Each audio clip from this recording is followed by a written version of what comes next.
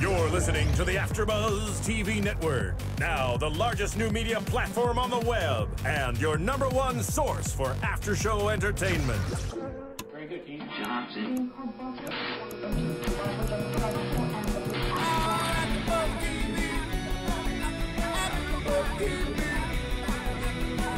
From the AfterBuzz Studios in Los Angeles, California, presented by Maria Menounos and Bing.com, and streaming live thanks to Akamai Technologies, this is AfterBuzz TV's WWE Monday Night Raw After Show.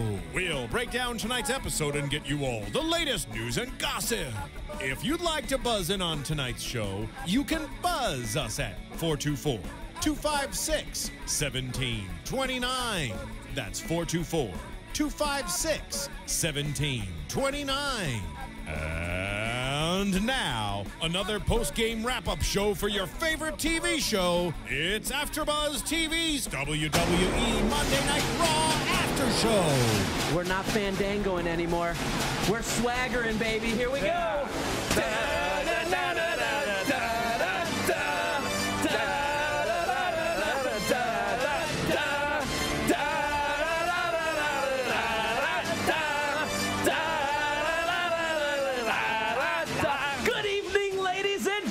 Welcome to AfterBuzz TV, where we're brought to you by Bing, because Bing is for doing, and we're right here doing another live after show for Monday Night Raw, the week of April 15th. It's tax day, baby, and we're coming from South Carolina. And while our energy is amped up right now, I do have to be a little bit somber and just send out some love, support, and well wishes to all the people and families involved in the tragic bombing of the Boston Marathon. So we do send our thoughts and wishes. Definitely. I'm actually going to Boston Cathy's tomorrow. Mic picked up. That seems a little low. Yeah. Ryan's going to Boston tomorrow. Let's go with the intros, baby. I'm Ryan GQ Money Katz, your host with the most tonight. And as usual, I'm joined by my tag team triple threat of broadcast brilliance, and that's Ryan Morals Clum, Josh, JP Female Demo Padgett, and we got Cathy. She's the fatal attraction, Kelley. Hello. And we are ready to Don't rock. call her Cupcake. Don't call her Cupcake. That's Misha Tate's nickname now. Absolutely, and she got beat up this weekend. So Cupcake, I guess, gets your face beaten. So yeah, no more Cupcake She's for you. stealing my gimmick. I know. Stealing the gimmick. That's gimmick infringement. Absolutely.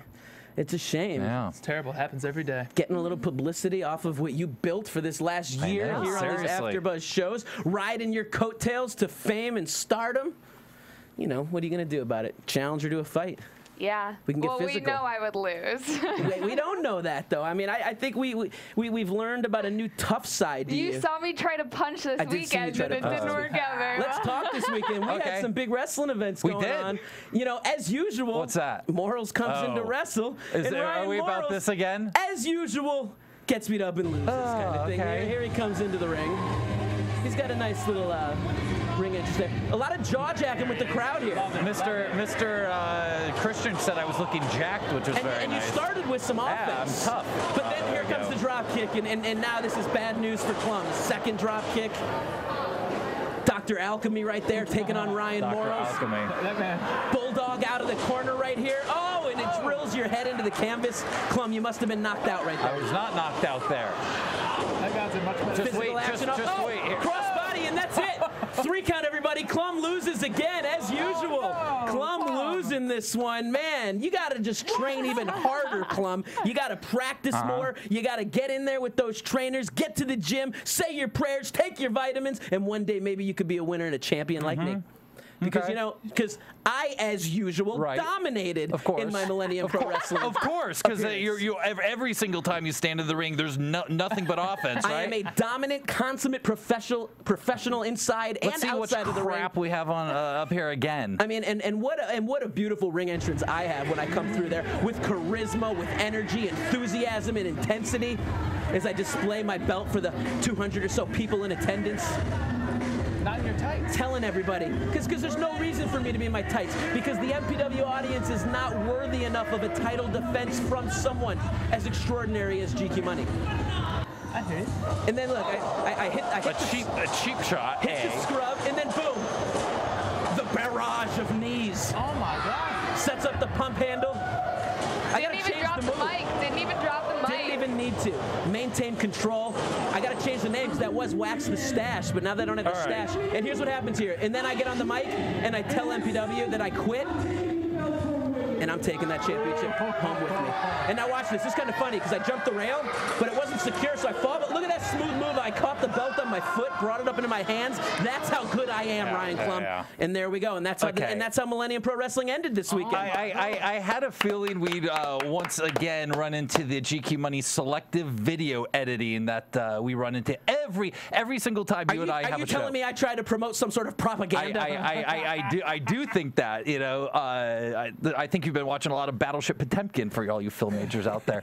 But I actually brought a little footage of myself because I had a feeling that we'd run into this again. How did you get footage? I'd like to show a little bit of the end of my match here. Oh, where did that elbow drop come from? And here's the moral ending, the most devastating finisher in all of wrestling right there. Dude, that move should be banned. You could break a guy's neck with that move. And right there's my victory at MPW, the type of thing. Whoa, I didn't see that happen. I'm undefeated there, so... You gotta win! I didn't see that happen live. Not only that, well, actually, you know, something else we saw that I'm not... computer generated. I'm not there. I have some more footage as well. Did you do motion capture? Right? Wait, and now you're gonna get in a fight with a guy from the crowd? Absolutely. I think that was CG, computer-generated motion capture work. Right. Well, you know, yeah, that was. Speaking of more selective editing, once you dropped your little title, there's a little bit more footage that we had. There can't be. There actually is that I think you forgot about here. How did you guys get this? So we have a little return. GQ leaves. Oh, wait a second. And then comes back a little bit here.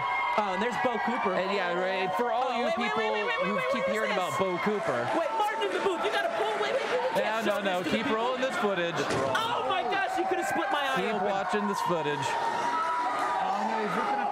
Oh, that must have hurt. Oh, did you hear that one, Josh? That's how you take a chop. That must have hurt. Look at this. Man, I'm just getting destroyed. You're just getting your face beaten by Bo Cooper. All those weeks of talking crap about Bo Cooper, and Bo Cooper's had enough. That's a 6'4", 350-pound man right there. But the fact of the matter is that's not how it ended either. No, it isn't. You actually needed help from a girl, from what I understand. I needed help I think from a girl actually had to come help you, right? What do you mean? And save you from Bo? I don't know what you're talking about. This is kind of tough footage to see, I know, because if you can look at that head that's blocked by the voice of choice, Christian Rosenberg, and his big head that's blocking, you'll see a brunette girl right there. Wait, is that Cathy Kelley? Positioning herself. Wait a sec. She thought. Oh. Did Cathy Kelley just low brawl and Bo Cooper? Cathy Kelley had to come to your rescue. And look at that little smile on the corner. The cameraman missed all of this. All of it. Because it didn't happen. And then I go try to break his ankle. And I think I did on that shot. And then I grabbed the mic right here. I remember this. I challenge him to a final match, me and Bo, career versus career. Is your AfterBuzz career on the line as well? Or? No, but look at Cathy Kelley and me going hand in arm in arm. She got a purse with her and everything. Man, Cathy had to help you, man. You were getting beat up until a girl saved you. I mean, if getting saved by Cathy Kelley allows me to retain my championship, allows me to be in a situation where I could end the career of someone I kind of despise and find to be, somewhat reprehensible, I think it's okay. Reprehensible? Bo's been nothing but nice to me ever. He's a nice guy. Are you kidding me? All I gotta say is, Cathy Kelley, I thank you.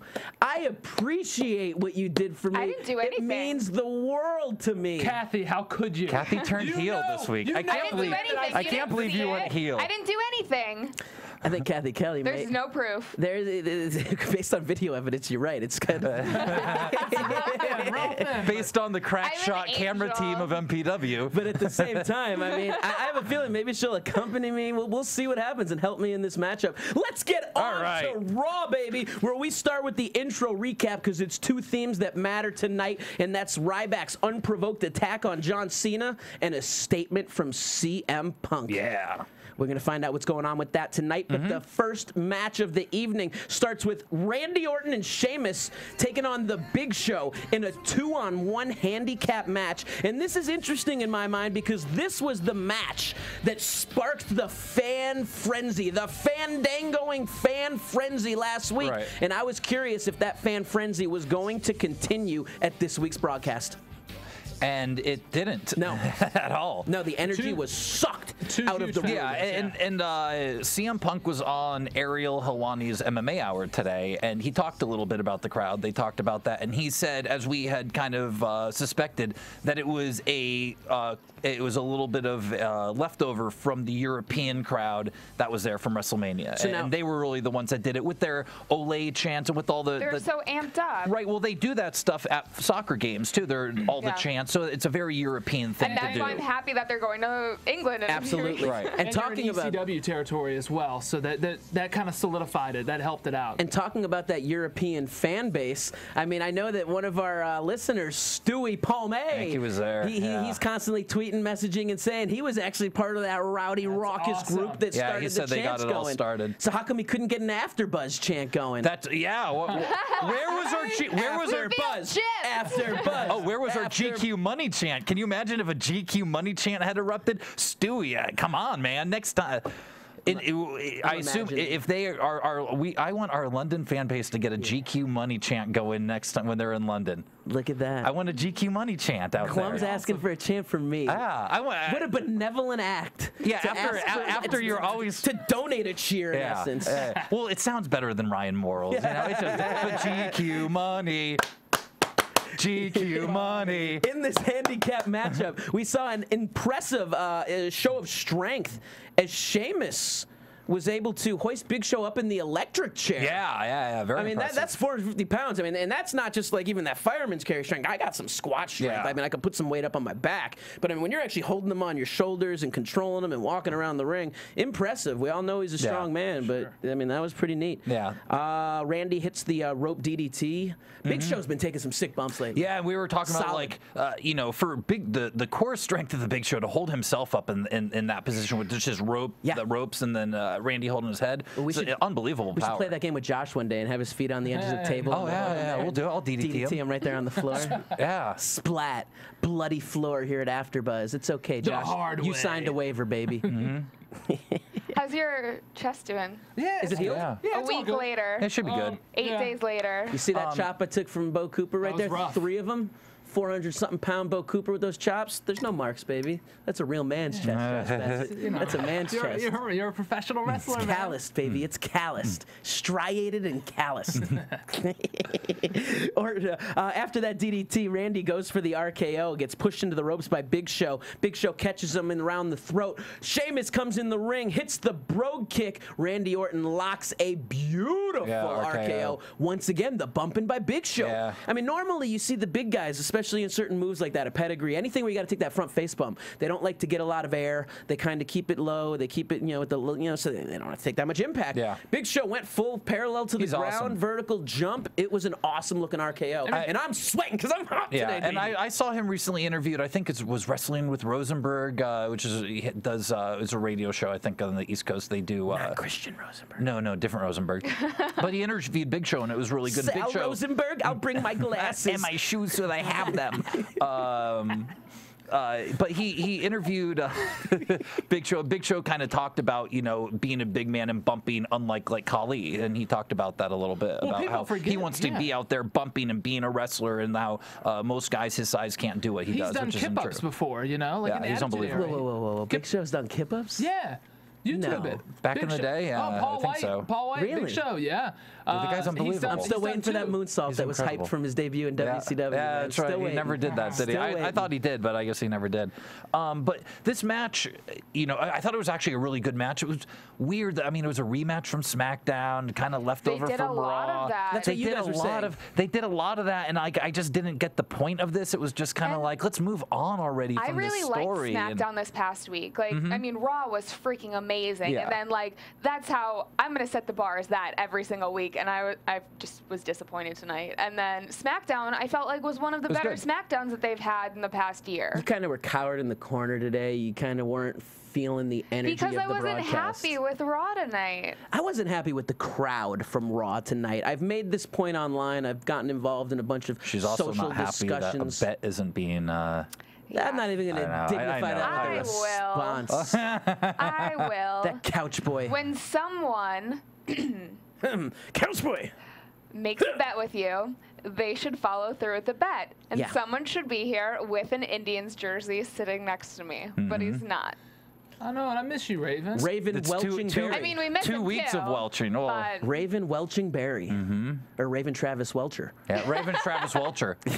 Travis Welcher's grape juice. I like that. But I don't get it. What's with these southern crowds, man? Like, I'm getting upset with this. So Josh is blaming the South because he's a Southern boy himself. Y'all gotta tighten up. And look, maybe it's the high-fat diet or something. No one's got a lot of energy.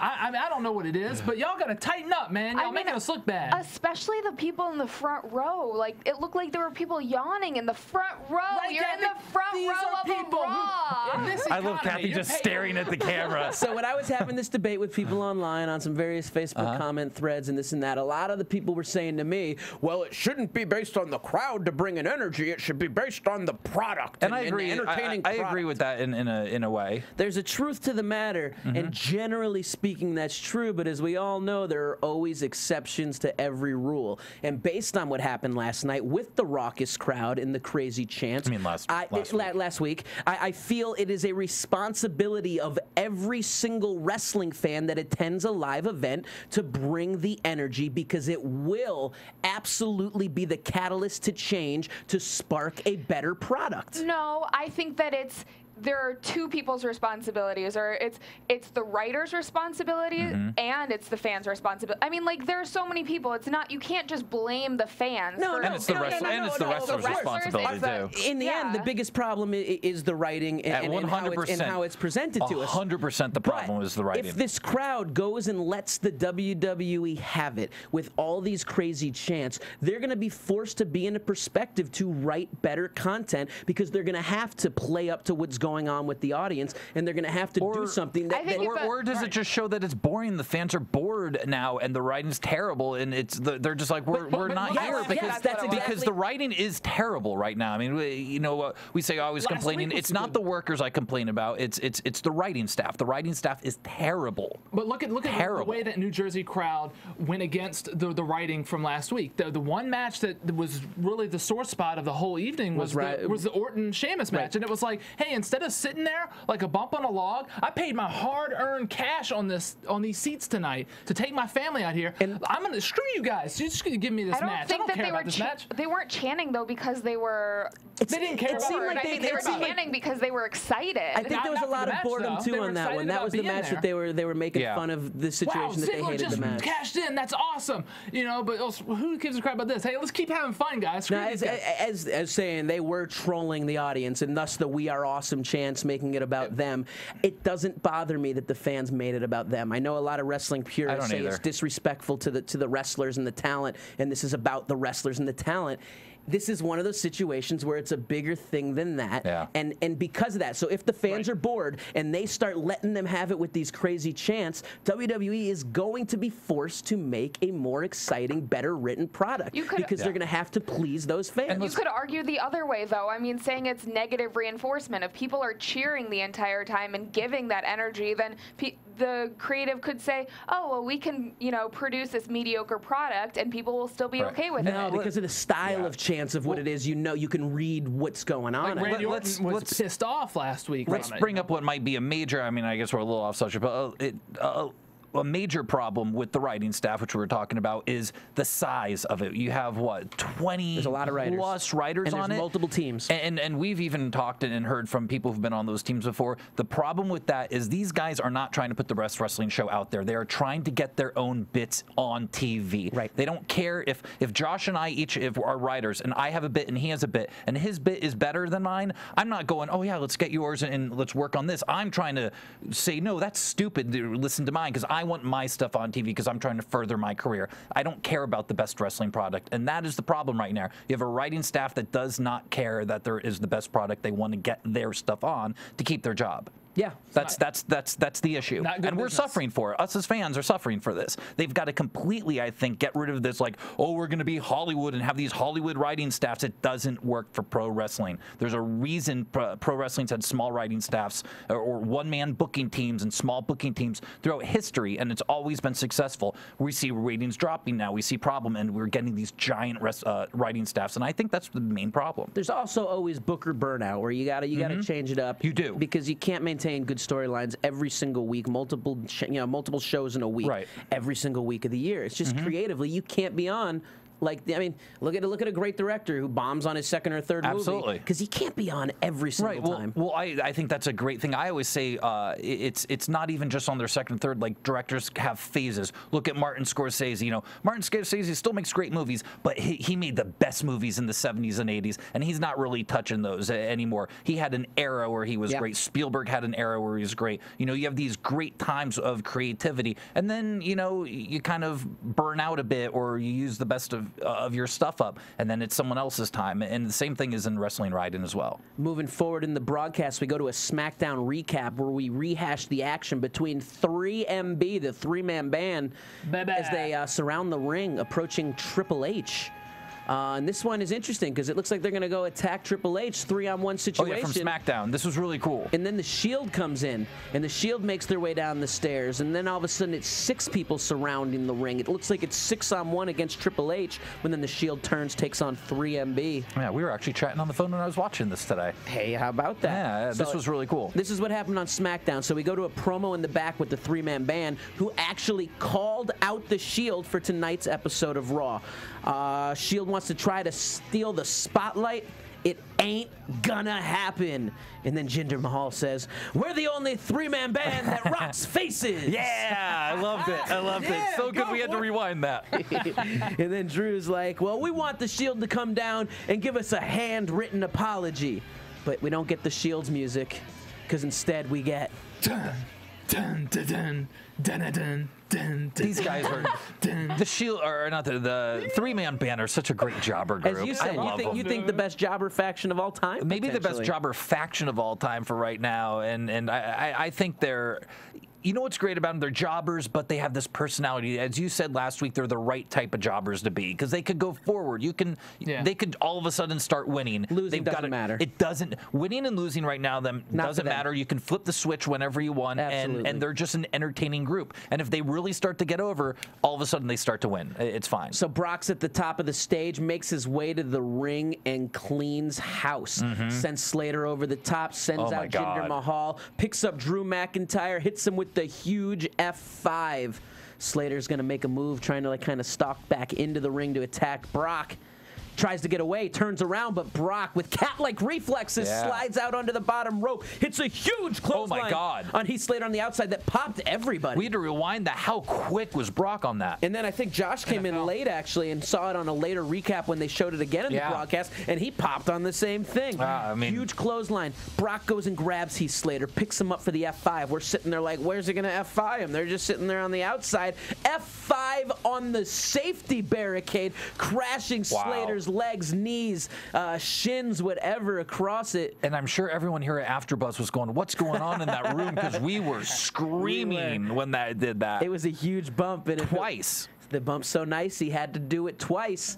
Second time, and then this is when the crowd actually did come alive a little bit, because they started chanting for the one more time. And Brock got a little smile on his face. Started bouncing his head a little bit. And feeling it, and then in came Paul Heyman running, saying, no more! No more, he's had enough. He should have picked him up, put him on his shoulders, and then just dropped him on the ground, said, nah. They walk into the ring, Heyman's got the mic and said, I told you last week my client is ready for a fight. And he's ready for a fight against Triple H. Because on April 7th, Triple H was the only man ever to knock out Brock Lesnar. And that makes Triple H one hell of a man. That makes Triple H one hell of a fighter. That makes Triple H one hell of a warrior. And he respects him for what he witnessed at WrestleMania. But unfortunately, Brock Lesnar does not share that same opinion. I guess Triple H is the only one that knocked him out, so Cain Velasquez and Alistair Overeem don't count. Well, Alistair, UFC world, baby. It's a WWE world, man. If it didn't happen on a WWE television camera, it didn't happen. Yeah, Brock, it doesn't share the opinion, essentially saying your hollow victory evens the score. It's now 1-1. Triple H, you have a win. Brock Lesnar has a win. But there can be only one dominant alpha male in the WWE universe. And coming up at this big next pay-per-view, Extreme Rules, it's going to be time to get primal. It's going to be time to get uncensored. It's going to be time to get ruthless. It's going to be time to get raw. Yeah. And it's going to be time to get extreme. Yeah. He is so freaking good. And Smiley, to the extreme. Little ECW homage there. So As you say, the Brock music actually has a lot of similarity to the ECW theme song, the way it kicks in. Oh, yeah. Does it? I didn't even realize that until the now. same thing As you did that, it's got What's the ECW? Can we get the ECW Yeah, Martin, if you theme can look for the playing? ECW theme song. Okay. Yeah. Wow. Yeah, but it kicks like it's got that little. That same type of. It's got a similar that's thing. right. He's the scariest person. Oh yeah, he's frightening. Scary. He lives on a farm, so he doesn't kill people. Essentially, I would never mind getting in the ring with Big Show, taking his choke slam, taking whatever move you would want it to be. Yeah. But I would be scared to take on Brock Lesnar. I mean, I think he would kill me. But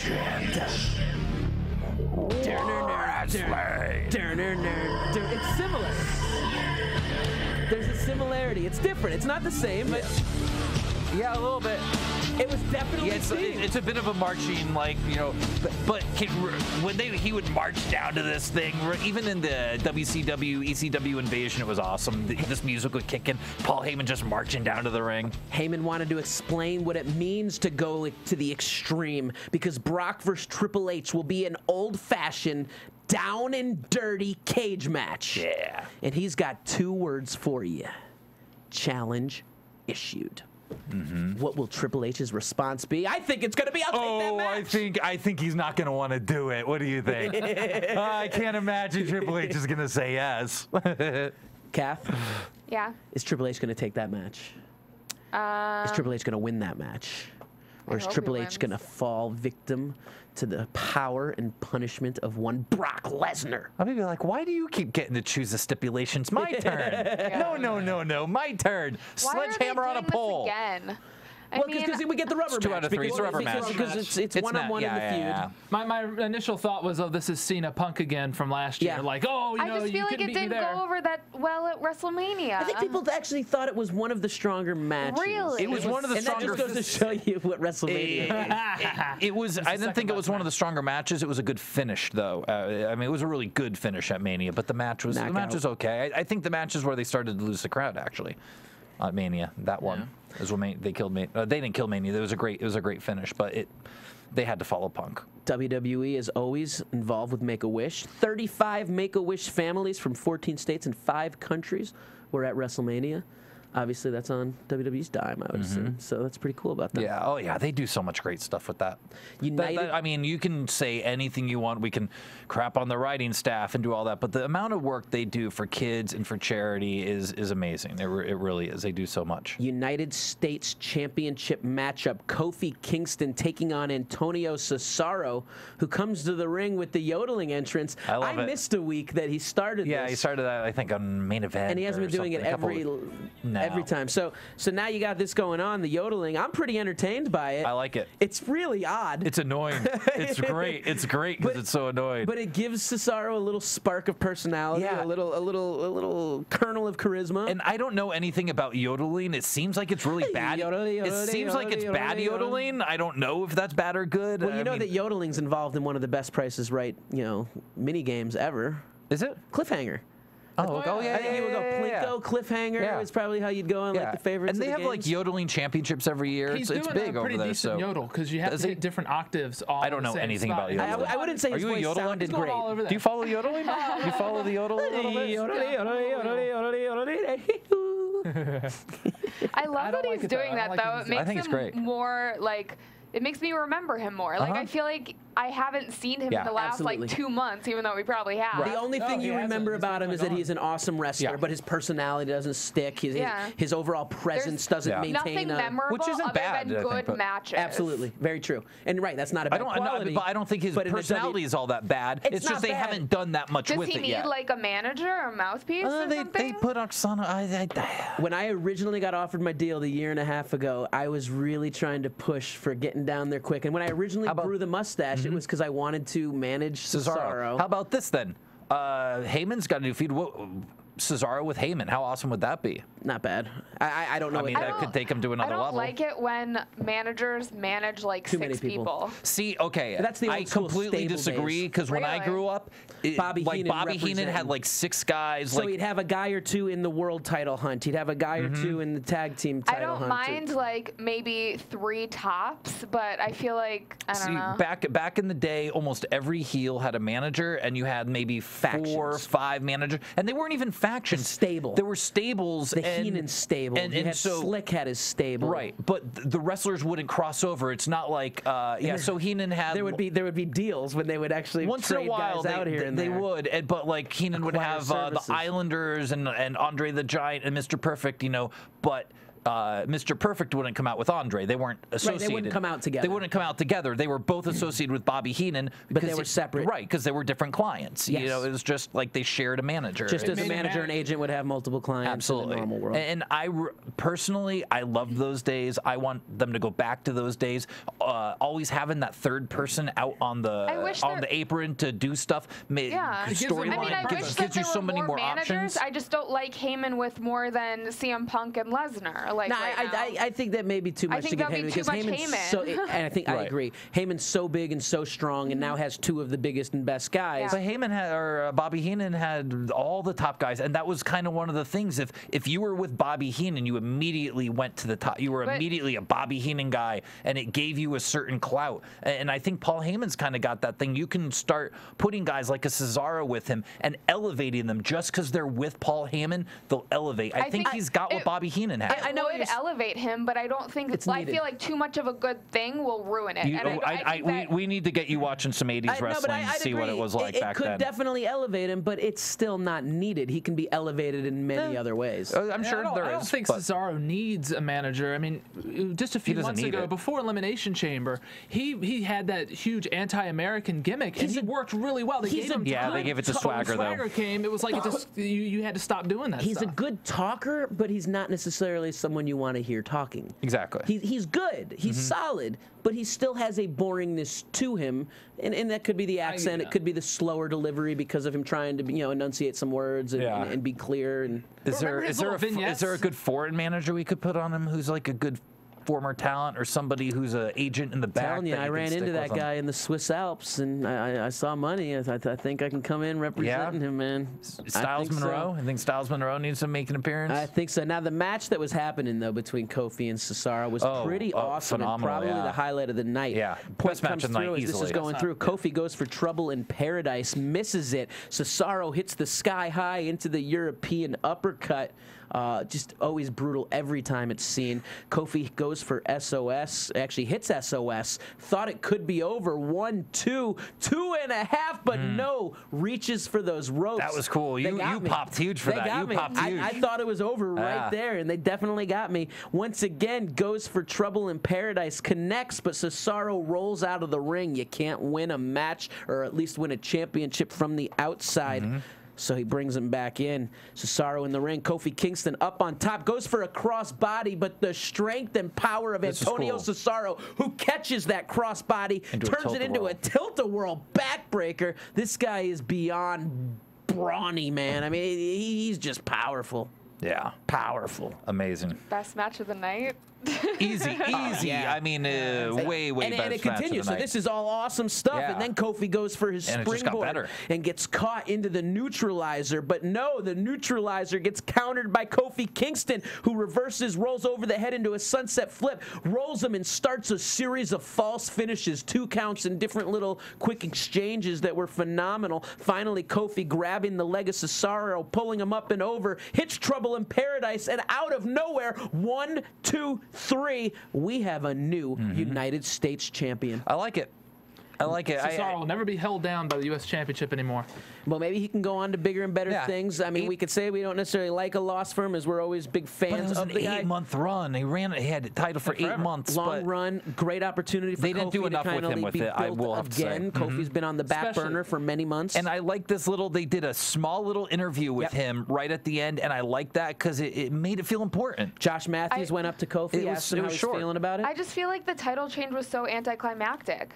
Like, there wasn't, like, enough build-up for it. They're absolutely right. It had nothing to do with the match or anything. It was the pre-build-up to make it feel. From a feud and build-up circumstance, I'd agree. You're 100% but from the excitement of the actual match, I mean, the match was great. I feel like the title change was a little. No, you're 100% correct. If you had that match and everything with a week build-up and like this match is going to come up, if we got it next week, if they had said, okay, Kofi got the #1 contendership on Friday, next week we'll have it, and we had a week to promote, and then did that, you're absolutely right. It would have meant so much more. Title changes, like, they make Raw or SmackDown or whatever better, and this one didn't move the needle at all. Like, I feel like it was a great match, but it would have been a great match had the title not changed. Once again, writer problems. It's a creative writing problem. And what has Kofi done in the past 4 months? Kofi wasn't even on WrestleMania, dude. Yeah, he's never been WrestleMania. He was on the post show. He was kind of in the suit doing all the. He did a lot of SmackDown like several months ago, and then they finally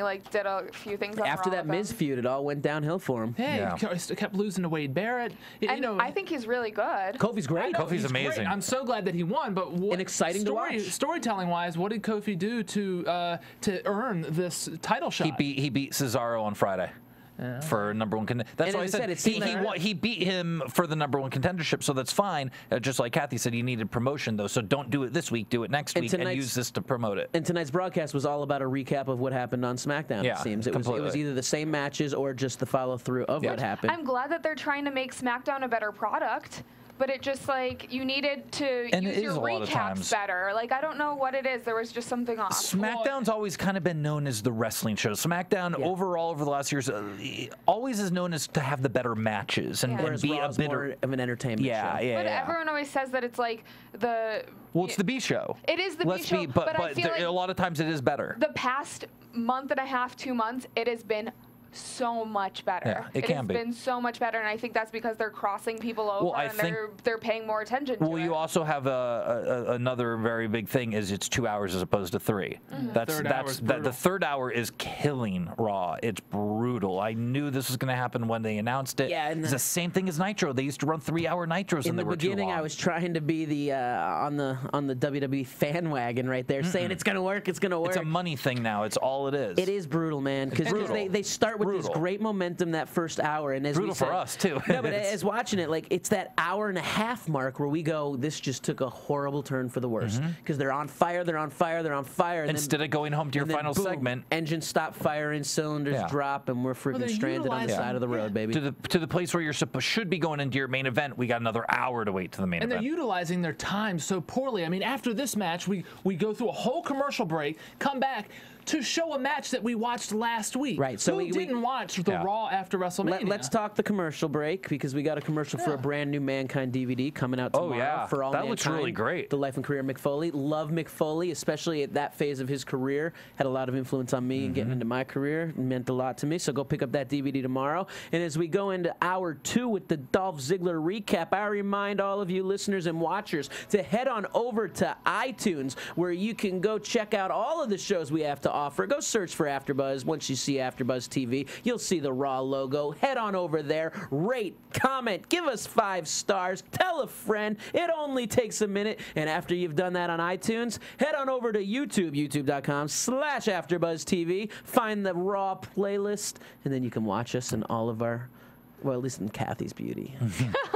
And this wasn't really a recap of Ziggler. Let's take a look at Cathy's beauty today. She's got a nice little dress on today. What did someone say on Facebook? They said that I stare at you a lot creepily during the broadcast. And speaking of, if I got arrested. We all dressed up today, except the man who usually dresses up is dressed down a little today. Oh, yeah. He didn't get the memo. Man. He didn't get the memo. Rough weekend, and because of it, with no clanging and banging. No clanging and banging. You guys clean up nice, though. But thanks, Cathy. Yeah.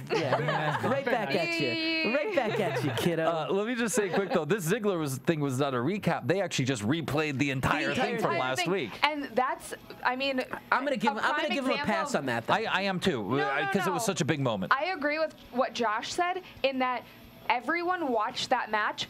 I know people that watched it multiple times. I did too, yeah. Why are they showing the entire Because thing? not everyone has a DVR and internet and can see it multiple times. So the people up with the rabbit ears, I mean, I guess you can't get Raw with rabbit ears. And it still only is a few minutes long. Yeah, I mean, it was 3 minutes. It was like 3 or 4 minutes. So then you show I think it was fine. Commercial right after that. The I think it was best 30 okay. seconds. I'm okay with this one. This is the one I'm going to give him. I'm going to give it. I think they do too many of the recaps and replays too. This is a special championship situation. It's a major event. I'm okay with it, but I understand why. I do too. I understand why they're saying that because they do overkill us. I am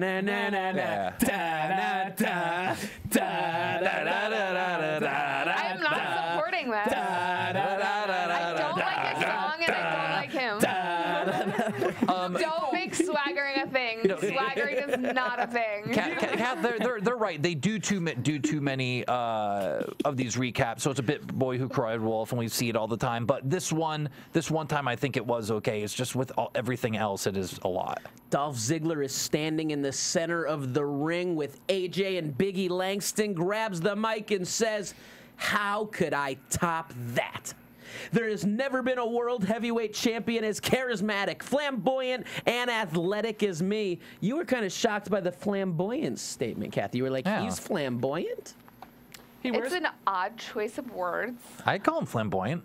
Shawn Michaels was flamboyant. I mean, he's different. He's not flamboyant. There's a lot of different ways of flamboyancy, but I mean, he's not Liberace flamboyant, but that would have been better to articulate his point. He's not talking about WeHo flamboyancy. No, I understand that. No, he's flamboyantly straight. He's just got a little bit of flair to him. Yeah. He puts the belt on backwards and shakes his swagger. butt. Yes.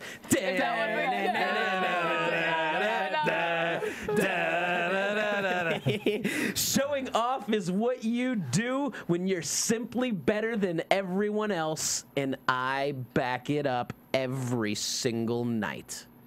I don't think there was one person disappointed that he got that title. No. Everyone was waiting for it to happen. Oh, yeah. Everyone's been waiting forever. And now that he's a champion, there's some nice things that come with that, like fame, fortune. He already had the girl. And perks. And then he makes out with AJ. Yep. And as he's making Any reason to make out with AJ. And as he's making out with AJ, Big E's just sitting there.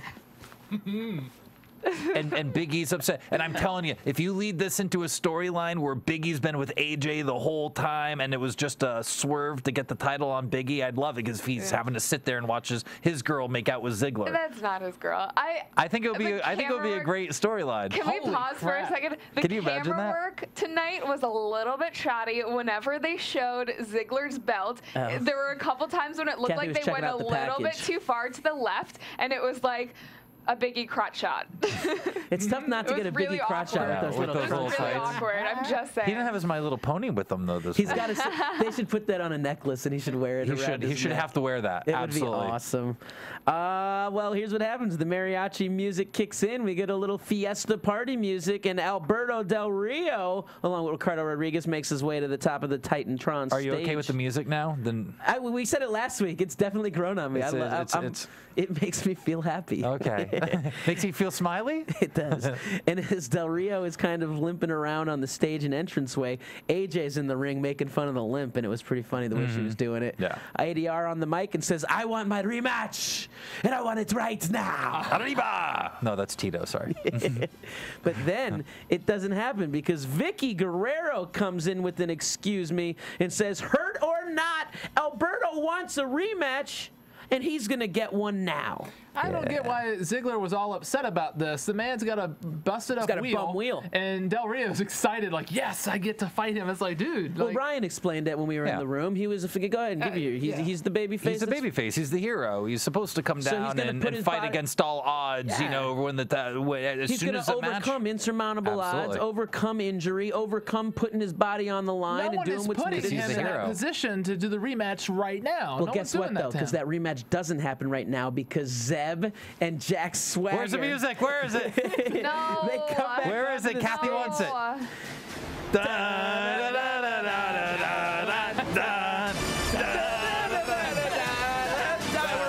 will walk off of So Swagger comes out and attacks Del Rio. The Jagger Swagger, Jack Swagger? The Swagger Jacker, Jack Swagger? Jagger. And he starts working on the injured leg and goes to town. Swagger locks in the ankle lock, and Alberto Del Rio is hurt. And JBL says Jack Swagger's just making an impact. He's making a name for himself. We go to a commercial. We come backstage. We see Del Rio getting worked on by the trainers. And then we go to the ring, and we see the primetime players with the new T-shirt. Afro pick with a whistle on top. Know your worth. And they're taking on Team Hell No. I'm stoked because we've never seen this match before. Ever. I really think that there's going to be a title change in this one, and primetime players are the odds-on Was it even favorite. for the titles? I don't think it was a title match, was it? If it wasn't, then I don't know why they didn't win. That's true. That's true. But before the actual match started, we get a little hype up for a big match coming up next week on Raw. Undertaker, Kane, and Daniel Bryan, the Brothers of Destruction, along with Daniel Bryan, will be teaming up for a 6-man matchup. Undertaker, Dean Ambrose. First time in a couple of years he's appeared on anything other than Mania. We kind of thought that we wouldn't see him for an entire year. Yeah. I can't believe we're going to get this match. Look at him. Look at you. Fanboy. It's the Brothers of Destruction. I'm like,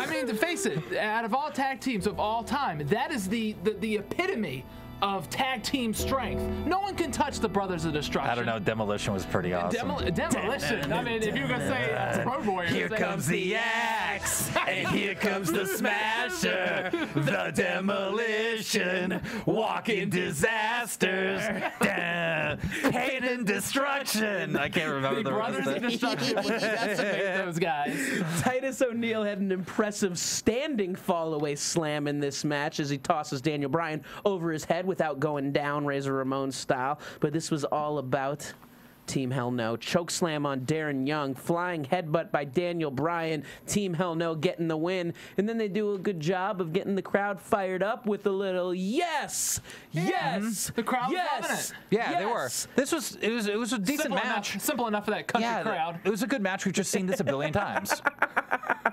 Did you hear him? No, what did he say? Simple enough for that country crowd. Oh my God! I'm mad at y'all. Mad at y'all. You're just getting on your people, man. Oh no. Oh yeah, I thought this was an okay match. I mean, it was decent. We've just seen it a billion times. So I mean, there was nothing wrong with it. No, the match was good. I mean, Titus. But it's the same It's just wide. SOS, it was on, baby. SOS. And this was on once again. It was a rematch from SmackDown and a rematch from I don't know from Raw. It's like the last 8 months. Fatal Attraction. What are they talking about in the chat roll, baby? They're talking about who likes Swagger and who doesn't. What's the consensus? Do they like the music at least?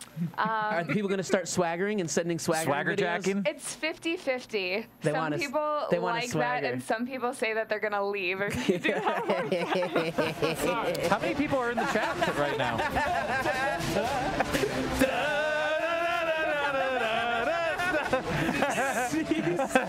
Get back, Cathy. Hate to see you go. Is she really leaving? Ryback. Did we? Oh, we're in trouble. They're gonna. Everyone's going out there like Cathy's gone. It's all about Ryback in this situation. She's being so dramatic. We get to She's heel now. She totally turned heel. She totally turned heel this weekend, and it's going to her head. I've created a monster. It's all your fault. Oh man. Cathy, please come back. Come on, Cathy. Yeah. There she is. We get to hear about Ryback and his unprovoked Blame Martin. He played the music. It was his fault. I feel like there's some defamatory statements being said about me when I left. No. Yeah. Check the playback next. Check that playback. What, you mean you can't hear in the booth where you're just in there? What we're saying? Oh, really? It's soundproof, yeah. Oh, okay. You mean there's not the speakers in there where Martin or is it? Ryback addresses John Cena saying, "You were on top of the world. I was on the bottom. And there's only one place to go. Me up, you down. Me up, you down. Me up, you down. Me up, you down." I like the way he overemphasizes when he talks. Yeah, he talks with big mouth. There's a lot of questions like why? What did I do? And maybe John Cena saw it in my eyes. The Shield attacked me 6 times. You know, he reminds me of like Ultimate Warrior on Valium. Yes, kind of. He does. He took a pill instead of There's cocaine. definitely some Warrior stuff, but not nearly as cool. But Warrior was like poetry. I mean, the stuff that he said was so insane. And when I invade the cockpit and the Hulk Hogan, drive it down, the park's unknown. And have raging elephants. I was like, what are you talking about? When the little warriors. Ryback says he won't be staring up the ladder again. It's not going to happen. And John Cena, you know, I looked out for you, and you looked out for me. You had my back. I had your back. Yes. But friendship with John Cena is about living in John Cena's shadow. And Ryback is not a sidekick. He's not an afterthought. He's coming out of that shadow. Because if John Cena was Superman, say hello to Kryptonite. Super Cena. Super Cena. 6 times I was attacked by the Shield, and where were you, John Cena, designing a new T-shirt? I like this part. I think he made some really good points here. Sure. I thought this was really good. 3 times you were attacked, and I was there each and every time. We go back to the Royal Rumble. It was you who tossed me out because you were looking for that championship opportunity. In the Elimination Chamber, it was you who left me against the Shield because you were on your way. And last week, I showed you that I'm stepping out of your shadow because I'm the biggest threat to your championship. O'Doyle rules. Yes. Yeah. Yes. O'Doyle rules. Excuse me, Ryback rules. There it is.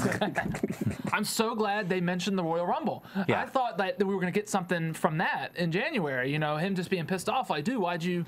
You know. That's one of those things that people always go, oh, I can't believe they dropped the ball. I think we Storylines knew. Plant seeds and you use clips later in the And I think we knew even at that time. You and I probably discussed this. That was for later on. I mean, that was very obviously a post-Mania thing. So they were just planting a seed. Here comes the Monday Night Raw momentum changer match of the night. R-Truth versus Wade Barrett. Just like a bullhammer to the face. And just sucked the energy out of the crowd. And it's us. a shame. I mean, we're bored. What did during R-Truth do to get a match? Did he beat somebody on SmackDown or something? I don't know, but this is non-title. This is non-title. Barrett hits a kick, goes for his pump handle. Truth counters to his little finishing move. We couldn't figure out what it was called, Little Jimmy, or we don't know what it was called. Yeah, I think it might be the Little Jimmy. I can't remember. How about the Jimmy Jam? That's what it is. Jimmy Jam Garvin? Jimmy Jam and Terry Lewis? What is it? All right, and R-Truth gets a win. Barrett's knocked out. Barrett's out. Done. Gone. Non-title match. Barrett loses, and then we get a hype later for this big, huge battle royal. It's going to set up a match against Barrett. I don't know what's going on with this one. And here's the thing. It's like, you know, once again, writing and nearsightedness. They're putting this big thing up on SmackDown, trying to make it important, or not SmackDown, on main event. They're going to have this big tournament. Who's going to be the #1 contender? Let's try to build something up. But then the champion's losing every time. The belt's switching back and forth. They haven't done anything to make the belt mean anything. So winning this tournament to wrestle for the belt doesn't really mean anything, right? Or the title, I'm sorry. Because they've done a terrible job with making the actual title mean something. Clum's on a roll right now. I mean, I'm always on a roll. Get him over there. You're always you are constantly complaining, but you have some valid points. Got some points here. And it's and the writing staff, not the wrestlers. The workers do a great job. Best talent we've ever had. Absolutely, I think the roster is incredible. It's just the writing staff. What are y'all doing? Kathy's it's attention incredible. is diverted right now, but it'll come right back because Bricky's in the house, baby. Uh-oh, Bricky, baby. This actually got you going. You were like, oh, it's time to watch again. For a second. And then you lost interest right away. Yeah. And then you notice when Christian was watching with us and he mentioned that Brad Maddox is wrestling Big E on NXT. What? And Kathy goes, wait, what? What? I guess I'll watch NXT this week. Is he still in the chat? Is he still in the chat roll with you? No. He was one of the guys that left. That's why I left, really. Teddy Long comes in and breaks up this interview, essentially saying that he wants to set up Jack Swagger versus Dolph Ziggler. And Ricky, Brad Maddox kind of says, I like it. Go tell someone, player. And Teddy says, no, that's your job, player. And Vicky sends Maddox out to go let them know that Jack Swagger versus Dolph Ziggler is going to happen tonight. Mm-hmm. Non-title. Heel versus heel. Non-title. What do you guys think? Heel of versus Ryan had a big diatribe. I'm very anti because Ziggler's not a normal heel. Yeah. If this was last week, yes, but we're down south. The theory is you've got two heels. You don't have anybody that the audience can get behind. Swagger. Well, everyone is behind he believes in. Those theoretically, and they are, but he's not really a face. So I mean, were they really all behind him? I mean, there was still. I thought this match was really quiet, and I think it's because it's heel. I think the entire night was really quiet. Right, but even though they are behind Ziggler, he's still a heel, and when you get to it, just the way matches are designed in psychology is doing things to get you not behind him. So you don't. And the way it was, we don't see any Ziggler style heel interference in this match. The reason for being a heel makes the finish very weird. The reason for being a heel is to get the boos so you can get better cheers for the other guy. That's the reason for it. And when you've got two guys just getting boos, there's no one to cheer. So why would the audience care? The reason that Hulk Hogan got all the cheers he did was because of all the boos that I got. And to go, I guess, behind the scenes just a little bit, but the reason you usually have a heel come out before the babyface is if you, as a heel, are good enough, you can go out and get a big enough negative reaction on boos that it does not matter who the next person out is. If they're the worst babyface in the world, the crowd's going to pop because they hate you so much they want to watch that person kick the crap out of you. That's the theory behind it. And just heel doesn't work. Face can, but you've got to do it right. You've got to do it at the right time. You can't do it too many times. You could do you could totally do Cena versus. I mean, it works, but not all the time. The Punjabi Playboy. Punjabi Playboy. Can you do his music? Oh my God. Kali, unbelievable. Why were you guys happy when he came out tonight? Oh no, it's just I love his music. His music's the best. I love Kali's dance because it's just Kali dances. I don't know why it made me happy. All of you guys were like, cheering really loudly when he came out, and I was like, what are you doing? Like, you know what? We have Kali. I think that was our version of making fun of the Randy Orton Sheamus match. That should be the next dance craze. The Kali.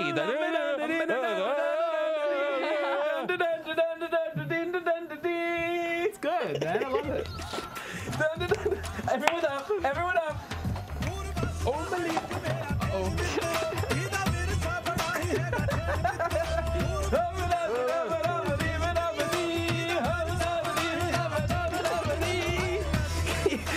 And their opponents, you guys move much more than he does, though. It's hard not to move. Yeah, it's hard not to. And their opponents for this matchup, the Rhodes Scholars. Damien Sandow on the mic saying a famous philosopher once said, "We are but dwarfs on the shoulders of giants." Yes. And then Cody Rhodes says, "We will advance the cause of decency for all." Decency. Sorry, Cody. And then Sandow finishes. I didn't even realize he didn't think about his lisp until Cathy brought it up today. Even in a den of ignorance, that's mean. like I didn't South bring that up. I think it was you. I didn't bring up his. Silence! I brought up someone else's. You're welcome. Horny tries the Cobra on Cody Rhodes. Sandow hits a schoolboy on Kali. My favorite part was Cody when Hornswoggle tried to do it to him. He was like, "Are you serious? You're not even doing it right." You're not even doing it. Yeah. It was good. Lawler, interview in the ring to try to see. Did you say that this is a roll-up? Yeah, schoolboy finish by Kali. It was a throwaway match, nothing. Throwaway match, yeah, nothing too exciting. But Lawler is in the ring with Fan Don Go. Starting hour 3, I believe this was. No dancing. No dancing. We don't dance to that song anymore, apparently. Why? By the way, should we say that I think we started the Fandango trend and we did a Vine had a video on right Vine. after the show? We should have touted. Honestly, I think that we did it around the same time that the Subway group Yes, did it would have been around the same time. But yeah. But we didn't know that happened, so we were just as pioneers as they are. Yeah. So this is the interesting situation because the crowd was dead. Oh yeah. For this entire Jerry Lawler and WWE's like Fandango in the ring with Jerry Lawler. And also the European guys are back in Europe. I mean, that's a big part of it. Yeah. How are your hips feeling? They're okay, I guess. Can you move your hips, Jerry? Can you move them. Think I'm gonna move him back over here. That kind of sounds like a Simpsons character. They should have had him wrestle, not go Who for the here promo. wants to go fandangoing with me? Do you? Or do you? This was like, is he going face? It seemed like, oh, they thought that the Why does he have a new girl? Oh, yeah. I thought today's dancer was pretty good. Yeah, but the other girl they've had was great. I love the other girl. Yeah, she was good. So it seems like in this situation that they're trying to turn him face. And it seems like, from my perspective, that Fandango is getting a little upset. And there's some frustration in his face based on the silence from the crowd. And you're talking about Johnny Curtis, not the character Fandango. Correct. Okay. Johnny Curtis looks frustrated that, like, going, oh, my God, after last week I thought I was going to come out here and be the biggest star ever. Yeah. And I'm getting nothing. And then all of a sudden, fans tried to start the little humming. And it was so they weird, tried, though. Like, and he started to smile, but I feel it didn't like catch on. 1 out of every 10 people was doing the fandangoing. Yeah, and then you would notice on the left side of that person and on the right side of that person, there was just grumpsters. Yeah, we saw the clip. It was the black dude that was all like super happy and smiling, and then there was this white girl. Yeah, I'm unhappy. Hey, we don't like these flamboyant men doing this. So this is what I did find interesting, and I'm wondering if this was how it was designed or if this was playing the crowd. So as I said, it seemed like he was going face as he was asking them to go fandangoing with him, which you would have expected that they would have started singing and everything was all good. But when they gave no response, he kind of said, "It's obvious. You can't pronounce it correctly, so you could go fandango yourself." Yeah. There you go, Johnny. They're not worth it. Yeah, Get out of there. Yeah, this didn't work. It died. It died. It didn't work. It didn't work. This was This was not the segment to follow up last week with him. He should have been wrestling. He should have beaten someone up. Stick a microphone on the. Perfect. Yeah, have him beat up Zack Ryder. Tell the crowd will pop. Southerners to go fandango vegan, and they'll hate him forever. Yeah, you do not just stick a microphone in this guy's hand. Fandango vegan. Gotcha. Because they like, I got you. They like animal products. And once again, it's the right, and it's like, hey, let's put a microphone and have him say this stuff. It's like, no. One thing that Paul Heyman was so great at in ECW was accentuating people's strengths and hiding their weaknesses. It's the easy. The truth is, it's a really easy thing to do, but for whatever reason, no one does it. Yeah, and I think, part of the reason is you have hack riders that are sitting there on these wrestling on these teams of writers that on the committees that have been fans forever but have never been in the ring, don't understand ring psychology, don't understand why fans cheer and why fans boo. They think they do because they've been fans forever, but I'll tell you, I was a fan for 25 years, and before a year and a half when I started wrestling, I didn't understand half the stuff. If I was on one of those teams, I would have come up with stupid ideas that I would, but doesn't that make sense? No, it doesn't make sense, and it doesn't make sense just because you don't understand it. It takes years to figure this stuff out. I'm just now understanding some of this stuff, why things work and why things don't. Yeah, there's definitely a science to it. 100%. It's a science that's worked for 50 years. But I also don't think there's an exact formula, and I think there's different ways to get to the same to get to the same conclusion. As the scientific method teaches us, there's different steps you can get there to get to the same result. But let me say one thing I learned in screenwriting. When you're writing a screenplay, there's certain rules you don't do. You don't break the fourth wall. You don't do voiceover. You're taught to never do voiceover. But once again, always exception to the rules. You got all-star movies that do these exactly. things. But Ferris Bueller's Day Off breaks the fourth wall perfectly. But you have to get to a point where you've written enough screenplays where you understand how to break those rules. The mechanics of why you would do it. And a first-year screenwriter should never be doing that. It takes years and years and dozens of screenplays to write before they can do that properly. You've got writers that haven't been taught this stuff properly, so they don't have that same thing. So they're not doing it right. They're trying to, but they don't understand how to do it right.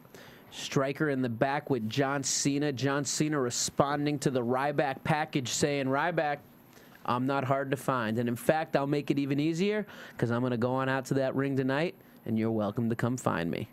We go to Swagger versus Dolph. No, we won't do it this time. The time when you should do it. Well, I know, but I know it sounds like there's some stuff going on in the back. I don't think we're going to get a little music right there. Nice back and forth matchup, non-title matchup. Ziggler hits a nice baseball slide into a high drop kick, goes for the zigzag, but then Swagger kind of counters it to a powerbomb. Hot shot, 1, 2, 3, surprising the heck out of us. Swagger getting the win. I missed this. Was Big E and AJ out there? They were out there, but they did nothing. And then Big E slides right in. It was he just slid in after the pin, but didn't interfere. And here we go, heel. The fans were not into this. Once again, heel. Just it doesn't work. There's a reason for it. And then his Swagger. It doesn't matter that fans like Ziggler. He's still a heel. It doesn't work. And his Swagger's making his way up to the rampway. Alberto Del Rio jumps him, super kicks him kind of off the stage, locks on that cross arm breaker. Hell of a babyface with a sneak attack, right? I mean, and then he winks at Ziggler, kind of like, "Hey, I'm coming for you, my man." This entire segment was terrible. It was a mess. It was an absolute mess. So we go from Ziggler losing, cashes in Money in the Bank, becomes a champion, losing. Yeah, I'm gonna be a losing champion. He's a loser. And Kathy doesn't I like want him losers. to win. You had read this. Oh yeah, I do too. Oh shucks. You had read the same thing I did. That supposedly the reason he was losing was to make opponents for him when they finally put the belt. Which is once again, if that's their thought, you've got morons writing the show, and every single one of them should be fired. Honestly, though, this is terrible. It's getting old. The reason why Ziggler was losing, I get it, a few weeks before or a month out before, because then when he wins, it's that much better. Like it's. But see, it kills him. Right, because from the fan perspective, he should be winning. Because he's weak. If he constantly loses, it's hard to believe that he's suddenly going to. Yeah, and so like him losing was a very. It's once again this nearsightedness. It's writers that don't understand wrestling. Cena lost for an entire year. But that was a different story. But that's a different story. That's a story of redemption, and that's a story where he was so upset by the Rock loss. And then he went on a 3-month win streak to get that match. He was beating Ziggler left and right. He won the Royal Rumble. He won Money in the Bank. He won all the time. But he went on Cena? Yeah. He lost a bad year, but he still had a bad year. It was a low year, but he wasn't losing before winning the championship. He still went on that win streak. lot. No, he did, but then he won the Rumble. He beat Brock, though. He did beat Brock, didn't he? He beat Brock. He lost his Punk a couple times. Yeah. Sometimes due to interference. He didn't lose enough, but it's all gonna. It's really gonna be about what happens again next week. How are they gonna make this Dolph Ziggler story pan out? Yeah. And we're gonna see. I think it's a mess right now. Here's the interesting thing too, especially when you become a champion in WWE, because the pressure starts to mount. Because now it's about the ratings. Because once you're the champion, ratings are kind of on your back and shoulders. It's like you're supposed to be the one carrying us into this next level. You're supposed to be the one carrying the company. And even if it has nothing to do with you, it's still the pressure on you. Yeah. I'm the champion, and I have to convert. But technically, it should be the SmackDown ratings for him because he's not the champion of technically SmackDown, and he's not even the top champ. That would be Cena. And but Cena and Ziggler would then be in theory, who should be carrying the ratings. I mean, theoretically, the world title is now the Intercontinental title. Is what the Intercontinental title used to mean when Savage had it and all those guys. Is really what the world title is now. It's really the secondary title. They always said that's what kind of drove Eddie back into the pills and booze, was the pressure of being the champion. Oh, really? He would get so stressed every Monday, every Tuesday, every Saturday, whatever it was, looking at the overnight ratings, that he had so much pressure on him that he felt like he had to convert, he had to make it. That if ratings weren't good, it was his fault and he wasn't a worthy enough guy. Because I remember ratings went up when he took the title off Lesnar, right? The ratings went up surprisingly. Like that was a huge thing. They're like, oh my God, Eddie Guerrero's popping ratings. And in Punk, you could tell like all last year, for like almost the last 2 years, like he started looking really worn out and tired and stressed out because he doesn't take the pills, he doesn't take the alcohol, so it's like he wasn't sleeping at all. It's very sad. Sheamus is in the back with Stryker, who seemed to get a lot of airtime today. No. And just as he's about to start his interview, Mark Henry comes in, slams Sheamus through the set. Why?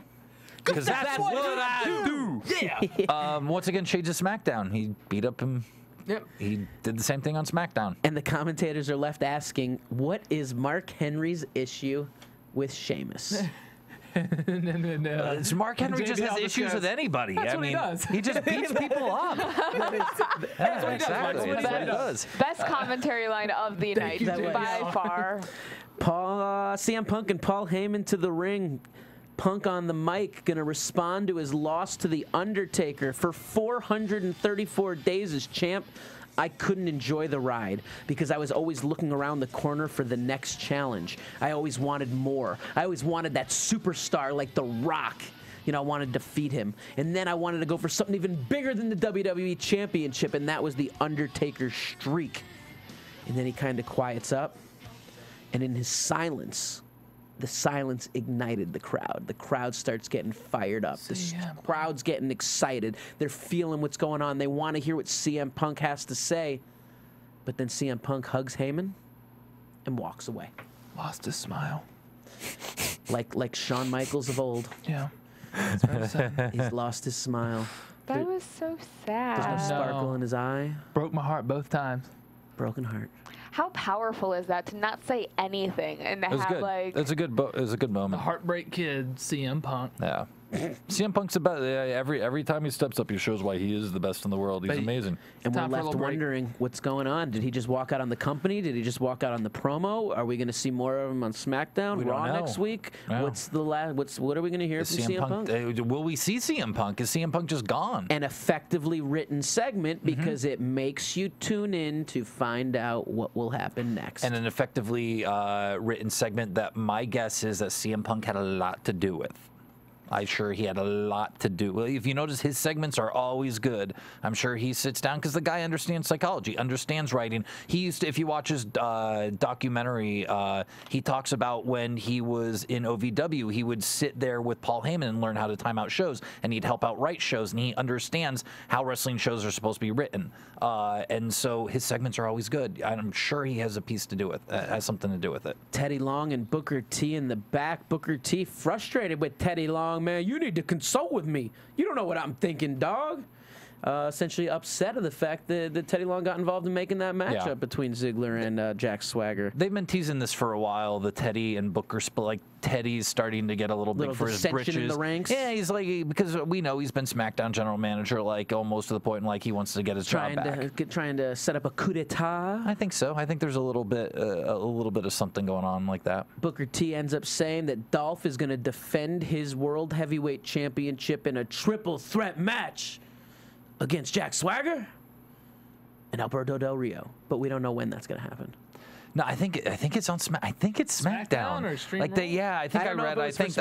I think I read after the show that it's set up for SmackDown. Now, but how I'm not about this, 100% gentlemen? sure. How about this? We get a Divas. Yeah. Hey! We get a Divas match. Caitlyn with the title. Divas are back on Raw, man. It's been about a month. It's been about a month. Little Caitlyn, Divas action. You can look, but you can't touch. We were talking about this in the chat roll at the very beginning of the night, and I think the general consensus, I mean, I said this too, but like, it was a great match, I loved having the girls there. I love Caitlyn, love the Bellas, but something was off about this match. Like, I loved how much time they gave them, but it wasn't as good as it could have been. Yeah, I mean, I didn't think the match was that bad. It just wasn't spectacular. I mean, I thought it was solid, though. Well, the Bellas Whatever aren't known happened to, for, like, AJ and Caitlyn? Right. Like, that just because the Bellas off. aren't known for being great wrestlers. No. I mean, they're there for eye candy. They're there to valet. They're there for the guest host. They're Caitlin's there for green. PR, for media, and for all of that. And Caitlin's is still green. Right, and can definitely benefit from a veteran to carry her through a stellar match. But I was okay. I mean, I guess I liked it better than you. I thought it was okay. I had is that Caitlyn just, that finishing move she does. I don't like that finisher. The throw over into the Doesn't rib buster. Do you think that was her fault, though? Or? I think it's actually the girls taking the bump less than. Yeah, but every time we see it, it's not clean. Right. So every time I've complained about it, I thought that it was the strength of Caitlyn, and it's like, oh, they always put her over as the powerhouse, and it's like, oh my gosh, she struggles with this strength. I think it's the girls can't control their body on the bump. Yeah, and if that's the case, you still need to change it. I mean, it's absolutely switch the move. And it's weird. I mean, you do have to get it over. So I mean, I think it's probably a combination of things. It's just not a good move for her. I think there's a fear of the girls that they don't want to take that clean bump because you got knees coming to your ribs. Yeah. You're going to potentially get your boobs busted. And I don't think she gets it off clean. I think it's a little bit of both. You know, if you can't do it, don't do it. She does hit the move, and then we get the classic twin switcheroo. Yeah. Comes on in. Gets a roll-up, defeats Caitlyn in another shocker. Non-title match, the contender the takes the win. We've had 4 champions. We had 4 champions lose tonight. Diva Champ lose. Cesaro loses his title. Wade Barrett loses. Fandango loses the crowd. Ziggler loses momentum. And we lose Punk for indefinite amount of time. Thank you, Vince McMahon. Thank you, Triple H. JP analyzing the losses of Monday Night Raw. Hell No was the only champions to win tonight. Look at that loss the loss analytics right there. Yeah, right? John Cena in the ring. The champ is here. And then Ryback comes down, tears his T-shirt like a champ. Just boy. A little sling and pulls it. I mean, he put the tear to, he made Hogan's tear look like a shame. He was like, you pull that tear in a shirt. This is how you tear a shirt.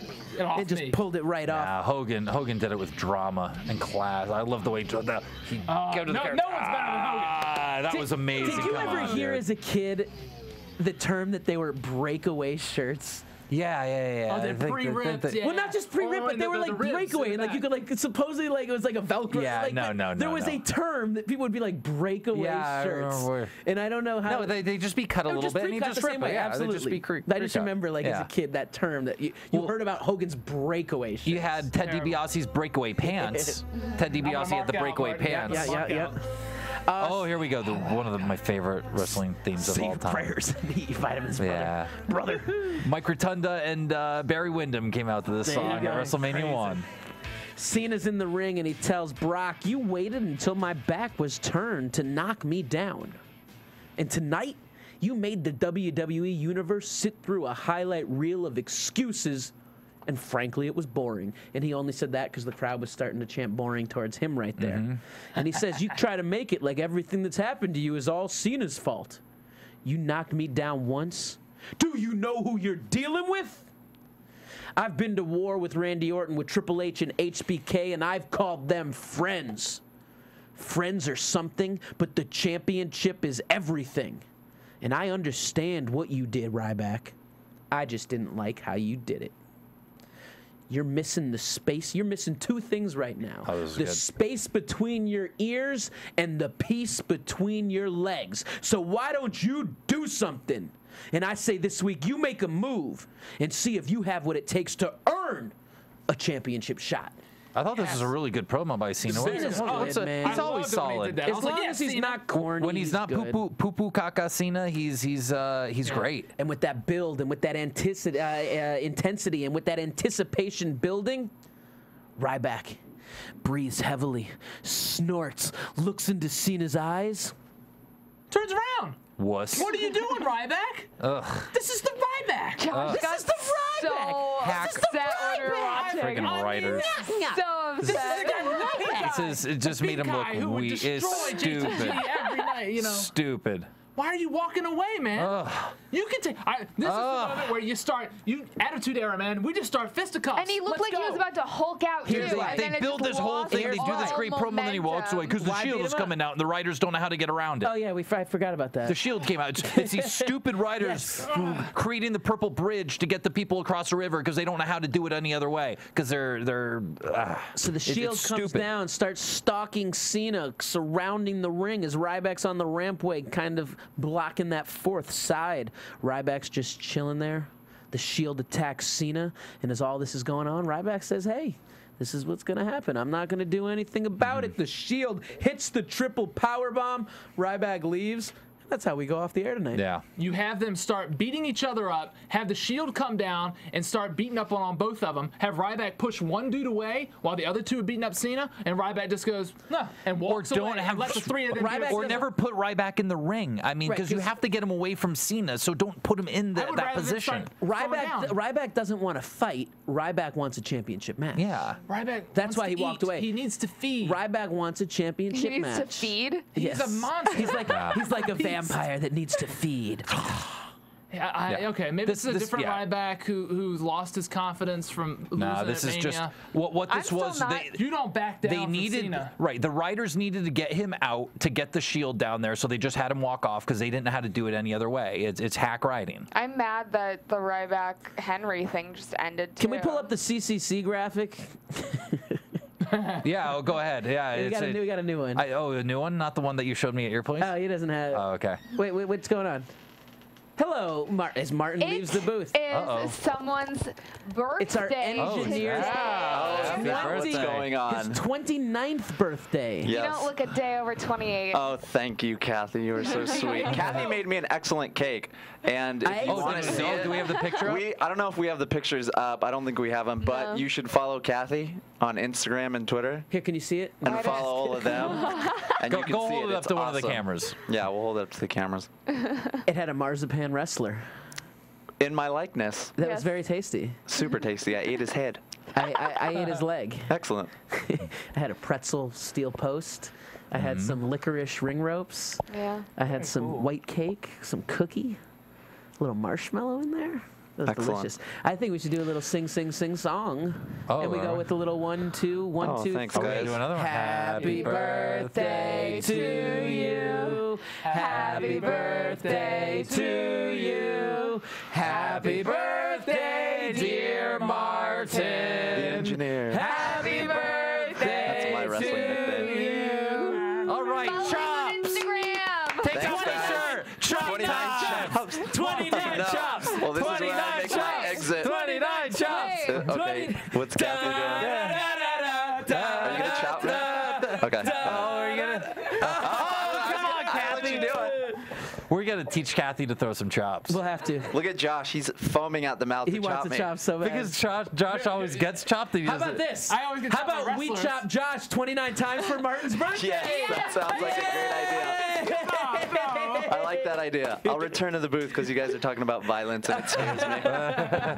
Thank you, though. Phenomenal.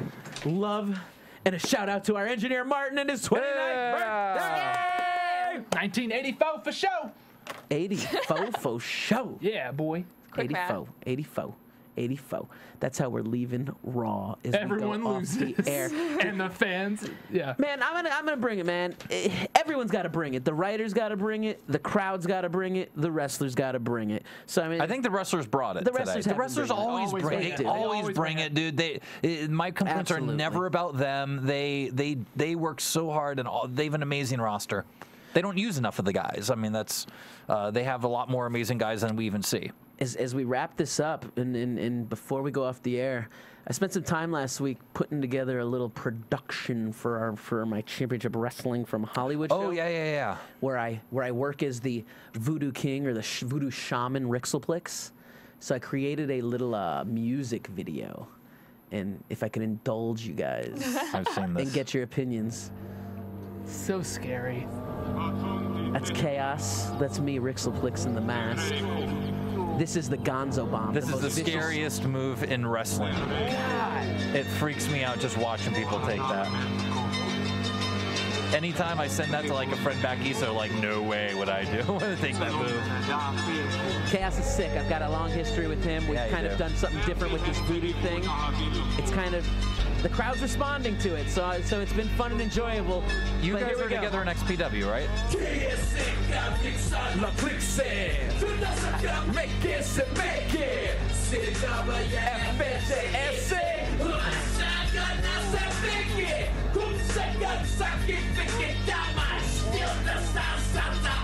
So the gimmick is I don't speak any English on this show. Except voodoo. So this is all, is this gibberish? It's all gibberish. This is all freestyled off the top of my head.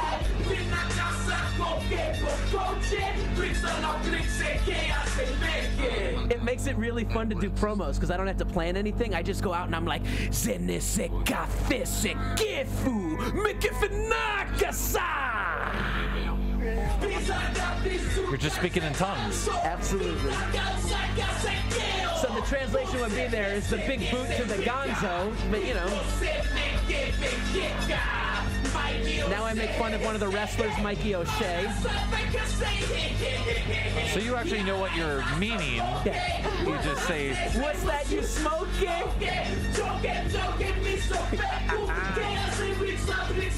Menu. Wow, Chewbacca. Wow, Chewbacca. you weren't talking about Mr. Tanaka there, were I you? said Chewbacca. Voodoo Mese Kana Sakana. And then, so This guy's Stu Stone. I don't know if you know him. He used to have a show on MTV, Jamie Kennedy and Stu Stone blowing up. Well, I attacked him because this is all about the fact that I challenged Stu Stone to a rap battle as Rixaflix, because Stu Stone's got a couple albums out. You can buy his albums on iTunes. So this is all to set up the rap battle. And I know Cathy Kelley wants a piece of the rap battle, but she gets GQ money, not Rixaflix. I am terrified of Rixaflix now. I love Rixaflix. Now what happens when we actually we got some Papa Shango action when we're here we go. That'll be the ending. So I do the Papa Shango kind of stuff. So I've spit mist. I've made people foam out of their mouth. We've rocked some fire. You know, it's a fun little thing. You turned Fern into a zombie. I did turn someone into a zombie, Fern Owens. Mm-hmm.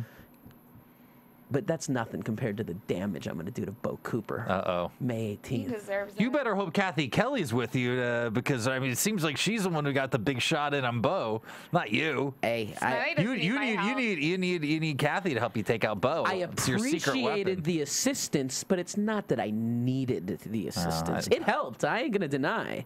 But I had him where I wanted him. Really? I was just waiting to pick my opportunity to pop an elbow or give him a little back kick or something. I thought I saw you crying. I was just biding my time. I probably did shed a couple tears after those chops. I thought I saw some fear in your face when Bo threw you through those doors. I mean, I can't deny fear, man. Fear is what feeds the soul right there. He's like 3 times your size, dude. At least. I mean, legitimately on weight, he's at least double, probably 2.5 times. Yeah. And he's got... Are you calling him fat? He's got a legit...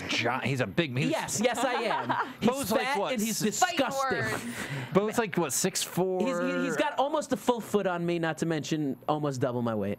Wow. That's a big boy. I'm going to beat him up. I'm going to beat him up good. How tall are you? 5'5". Oh, wow. Yeah, he does. He has a foot on you, huh?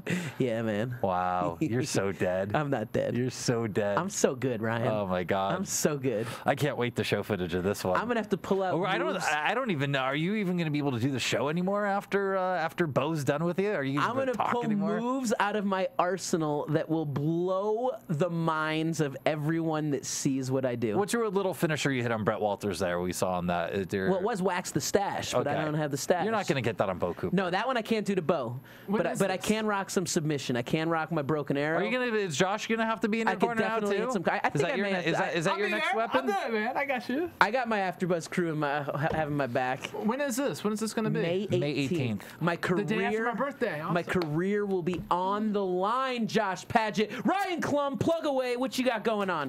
I'm not even ready. I don't know. I have nothing going on right now. I'm leaving for Boston tomorrow. You're leaving for Boston, and we wish all the people of Boston the best, and as they come together as a solid unit and show strength, solidarity. What's your Twitter? Twitter @Cluminator, and you can also find me on Facebook if you need to get a hold of me through there. Ryan J. Morals. Hey, Showtime Josh. Showtime Josh on Twitter. Showtime Josh. Showtime Josh on Twitter. You can find me on Twitter @Catherine Kelley, or I have my baking blog, which is cathycooksandstuff.blogspot.com. cathycooksandstuff.blogspot.com. Actually, I just want to plug. Away, I'm sorry, Wrestling Cares. April 27th charity show here in downtown LA. Maria Kanellis, Nigel McGuinness, Jamin Olavencia, I think Sammy Callahan, Cole Cabana. Alex Cole. Great cause going out to charity. Yeah. Definitely encourage you to check so it we've out. got that, and then I'll be at Alpha Omega Wrestling. We have our big, I forget the name of it, but May 11th and 12th, Saturday, Sunday. It's going to be your WrestleMania. It is their WrestleMania, yeah. So 2-day I'm very show. excited. 2-day show. Ooh, back to back, baby. Yeah. And you can check me out at IamSmiley.com or at MakeMeAProWrestler.com. If you head over to MakeMeAProWrestler.com, go MakeMeAProWrestler.com/tips. I struggle with that. /tips, where you can pick up GQ Money's top 10 for 10 quick tips to get you to the next level. That's MakeMeAProWrestler.com/tips. And good advice. I'm not selling mustache mood rings anymore since I don't have the mustache, but you can find me on Twitter at IamSmiley, Facebook the same way, Rixelplix on YouTube. With all of those crazy plugs, the only last thing I have to say is bye-bye birdie.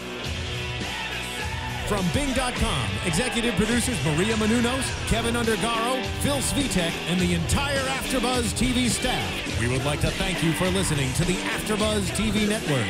To watch or listen to other after shows and post comments or questions, be sure to visit AfterBuzzTV.com. I'm Sir Richard Wentworth, and this has been a presentation of AfterBuzz TV. Buzz you later!